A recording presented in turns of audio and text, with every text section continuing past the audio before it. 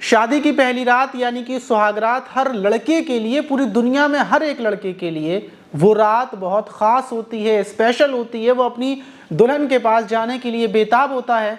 और आज भी एक ऐसे ही लड़के की कहानी है जो सुहागरात पर अपनी नई नवेली दुल्हन के पास कमरे में पहुंचता है, लेकिन दुल्हन ने एक ऐसी प्लानिंग अपने दिमाग में रख रखी थी कि वो सुहागरात मनाने से पहले ही अपने नए नवेले दूल्हा की गर्दन कटवा देती है, उसको मौत के घाट उतरवा देती है, क्योंकि उसने इतनी खतरनाक जो प्लानिंग की थी। लेकिन बड़ा सवाल यहाँ पर यह आता है कि जब उसको अपना दूल्हा पसंद नहीं था तो फिर उसने शादी क्यों की? वो शादी को तोड़ सकती थी, वो शादी करने से साफ इनकार कर देती, लेकिन शादी कर कर एक युवक को आखिर उसने मौत के घाट क्यों उतारा? उसके पीछे की प्लानिंग क्या थी, वजह क्या थी? तो ये घटना, ये कहानी जानना हर इंसान के लिए बेहद ज़रूरी है, क्योंकि शादी, ये सब चीज़ें हमारी ज़िंदगी में चलती रहती हैं, रिश्ते वगैरह। तो इस घटना से आपको सीख मिलेगी कि जब आप किसी का रिश्ता करवाएं या किसी लड़की के साथ शादी करने वाले हों तो आपको क्या क्या करना चाहिए। तो चलते हैं और जानते हैं। तो मेरा नाम माज है, उम्मीद है कि आप सब अच्छे होंगे, सुरक्षित होंगे, और हमारी दुआएं आपके साथ हमेशा रहती हैं कि आप सुरक्षित रहें, सावधान रहें। और जो आज की घटना है वो बिहार की है। बिहार का एक ज़िला है गया ज़िला, और उसी गया ज़िले का एक इलाका है, इलाके का नाम है गुरुआ प्रखंड। वो एक गांव है, पूरा एक गांव का इलाका है। वहीं पर रहने वाले रामू यादव, जो अपनी पत्नी और अपने बेटे के साथ रहते थे, लेकिन गांव में रहते हुए वो गांव को छोड़ देते हैं, शहर चले जाते हैं कि शहर में जाकर मजदूरी करेंगे, थोड़े बहुत पैसे कमाएंगे। और जो उनकी बीवी है, घर पर एक बच्चा है, बच्चे का नाम अशोक यादव था, जिसकी उम्र 17 साल थी, उसकी पढ़ाई लिखाई करवाएंगे। और वो शहर में रहकर पैसे कमाते हैं, खूब सारी मेहनत करते हैं। अशोक यादव को, अपने बेटे को बहुत अच्छे से पढ़ाई लिखाई करवाते हैं। अशोक पढ़ लिख कर काबिल बन चुका था। अब उसकी उम्र 27 साल हो चुकी थी, और जो पिता थे वो भी बूढ़े हो चुके थे। वो वापस आ जाते हैं गांव में। अब फैसला करते हैं कि वो अपने बेटे अशोक यादव की एक अच्छी लड़की से उसकी शादी कर देंगे, क्योंकि अशोक हमेशा अच्छे रास्ते पर चला, उसने कोई गलत काम नहीं किया। अब उसकी शादी का वक्त है और घर में एक बहू की भी ज़रूरत है जो कुछ काम काज कर सके, घर को संभाल सके, क्योंकि अशोक की माँ भी बूढ़ी हो चुकी हैं, पिता भी बूढ़े हो चुके हैं। और वहीं जब माता पिता गाँव में, आसपास इलाकों में रिश्ते ढूंढते हैं तो उनको एक लड़की की पता चलती है जिसका नाम प्राची यादव था। प्राची यादव को देखने के लिए जाते हैं। लड़की बड़ी संस्कारी लगती है, घूंघट डालकर सामने आती है। फ़ौरन जो रामू यादव थे वो कहते हैं कि लड़की हमें पसंद है, इतनी संस्कारी लड़की है, इतनी अच्छी लड़की है। और जब प्राची से बातचीत की जाती है तो प्राची भी मुस्कुरा कर रामू यादव और जो उनकी पत्नी थी दोनों को अच्छे से जवाब देती है। कुल मिलाकर वो प्राची को पसंद कर लेते हैं और बोलते हैं कि हमें रिश्ता मंजूर है, शादी की डेट फिक्स की जाए। और 2023 में 30 मई को ही शादी की डेट फिक्स होती है। अब घर में तैयारियां चल रही थी और जो अशोक यादव था उसकी खुशी का ठिकाना नहीं था, क्योंकि उसने अपनी ज़िंदगी, पूरी ज़िंदगी पढ़ने लिखने में निकाल दी। अपने माता पिता के लिए जो कुछ वो कर सकता था वो किया। अब शादी का वक्त था तो इसीलिए उसने अपने सारे दोस्तों को बोल दिया था कि जिस दिन मेरी शादी होगी मैं दावत दूंगा, पार्टी दूंगा, सबको पार्टी दी जाएगी। और गया ज़िले के ही दोनों रहने वाले थे। जो प्राची थी वो पड़ोस वाले गांव की रहने वाली थी, ज़्यादा दूर का मामला नहीं था। तो एक 30 मई को बारात निकलती है सुबह के टाइम पर, और बारात पहुंचती है। बारात की अच्छी खासी जैसे होती है, खाना पीना सब कुछ होता है, सारी रस्में होती हैं। और प्राची के हाथ को पकड़कर अशोक यादव वापस उसकी विदा कराकर अपने घर ले आता है। अब शाम हो जाती है, शाम के टाइम सब दोस्त खुश थे। अशोक यादव को मुबारकबाद दी जा रही थी कि आज तुम्हारी शादी है। कोई कुछ बोल रहा था, दोस्त मजाक दिल्लगी करते हैं कि आज वही तुम्हारी शादी है। अशोक यादव भी अपने दोस्तों से पूछ रहा था कि मैं बेहद ज़्यादा बेचैन हूँ कि आखिर मैं क्या करूँ, मेरी शादी की पहली रात है। अपने दोस्तों से वो एडवाइस ले रहा था, बातचीत कर रहा था। शाम के लगभग 6 बज जाती हैं, और 6 बजने के बाद जैसे ही 8 बजती हैं तो जो प्राची थी उसको कमरे में ले जाने की तैयारियां चल रही थी। अशोक यादव भी कमरे में पहुंच जाता है, लेकिन जो सुहागरात वाला कमरा था वहीं पर कुछ रस्में हो रही थी कि उसी बीच अचानक से जो अशोक यादव का फ़ोन था वो बजना शुरू हो जाता है। और अशोक का फ़ोन प्राची के पास बेड पर ही रखा हुआ था, क्योंकि जो अशोक था वो प्राची के जस्ट बराबर में बैठा हुआ था। प्राची उस फ़ोन को उठाती है और बोलती है कि ज़रा उनको दे दो, मेरे किसी का फ़ोन आ रहा है। अशोक यादव फ़ोन उठाता है और अपने घर से निकल जाता है। रात 8 बजे की बात थी।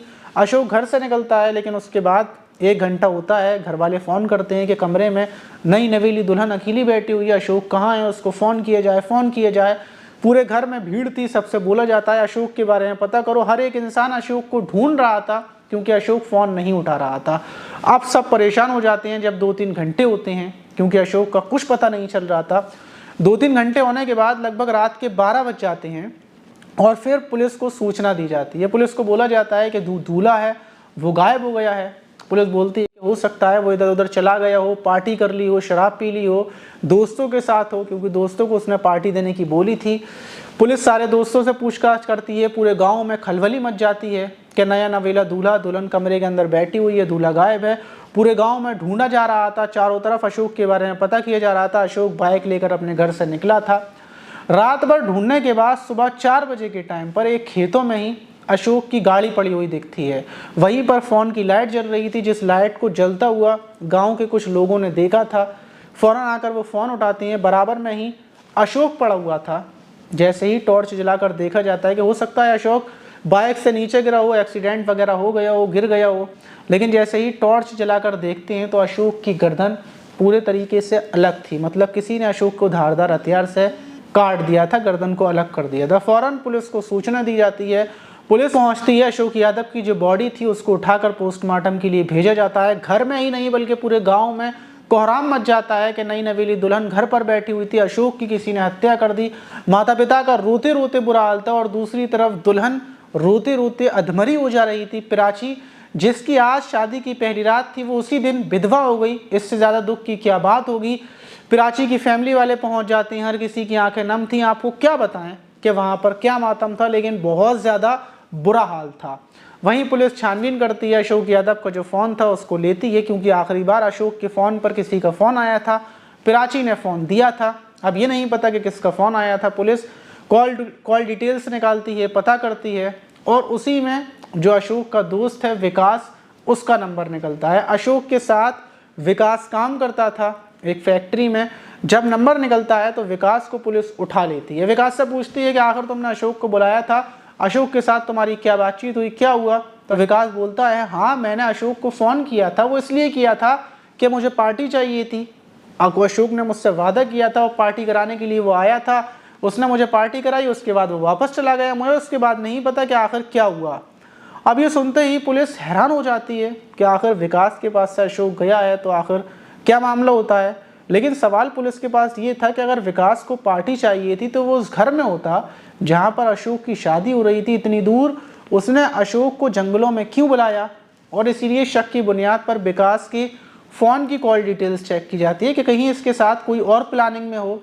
और जब उसकी कॉल डिटेल्स चेक की जाती है कि अशोक के बाद इसने किसको कॉल किया, तो वो कॉल उसने अशोक की पत्नी प्राची को किया था। प्राची की आखिर अशोक ने, जो विकास था उसने, विकास ने प्राची को कॉल क्यों किया और विकास और प्राची का क्या कांटेक्ट? जब पुलिस विकास से सख्ती से पूछताछ करती है तो विकास बताता है कि जिसके साथ अशोक की शादी हुई है प्राची के साथ, वो प्राची कोई और नहीं बल्कि मेरी प्रेमिका थी। उसके साथ मेरे अवैध संबंध काफ़ी सालों से चल रहे थे, लेकिन वो मेरी करीबी रिश्तेदार है, इसलिए मेरी उससे शादी नहीं हो सकती और ना ही मेरे घर वाले उससे शादी करेंगे।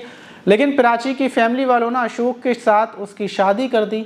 लेकिन प्राची ने मुझसे वादा किया था कि मेरी जान, मेरी शादी किसी भी जगह पर हो जाए, लेकिन मेरा जिस्म सिर्फ तुम्हारा है, मेरे जिस्म के ऊपर सिर्फ तुम्हारा हक है। कोई अशोक मेरे जिस्म को टच नहीं करेगा, और टच इस वजह से नहीं करेगा कि जिस दिन मेरी शादी होगी उस दिन तुम उसकी हत्या कर दोगे, क्योंकि विकास और अशोक दोनों दोस्त थे।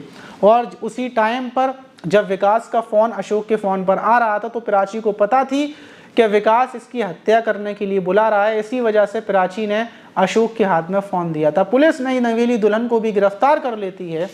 दोनों प्रेमियों को गिरफ्तार कर लिया जाता है। प्राची से पूछा जाता है कि अगर तुम चाहती तो अपनी फैमिली से मना कर सकती थी, शादी से इनकार कर सकती थी, लेकिन फिर तुमने शादी क्यों की? तुमने एक बेकसूर अशोक की हत्या क्यों करवाई?